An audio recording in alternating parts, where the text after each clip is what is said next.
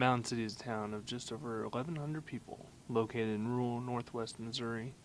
The town sits just 30 miles north of St. Joseph, but to them, it might as well be 1,000 miles away. The Mountain City News is the town's newspaper, and like many other weekly newspapers, they are thriving on the town's need to read their local news. Owners Will and Adam Johnson believe they have done enough research and talked to enough people to know exactly what the citizens of Mountain City want. Their way keeps readers happy and their numbers high. What we've found versus what we read and what we've talked to other newspapers, meaning the Kansas City Star, St. Joe News Press, some of the larger ones, they're actually losing more circulation than what the smaller communities lose. In the smaller communities, I think people are closer. They appreciate the effort more. We don't try to cover what the hell's happened in Iraq.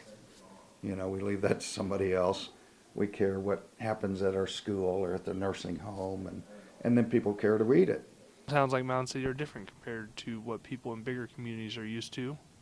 Twitter and Facebook still find their way into the smaller communities, but the print news still finds a way to thrive. Politicians are still politicians, but not in the way that people in bigger markets think of them. Chris Kruger is the mayor of Mountain City, but that is certainly not how he makes a living. Kruger works full-time at the local Hiawatha Implement Company. As a native of Mountain City, he too knows how important the news is to the citizens.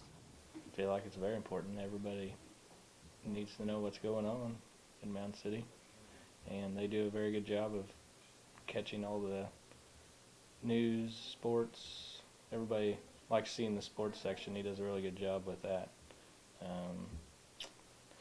I feel like, we don't have TV station or radio, so basically the newspaper is how some people find out what happened.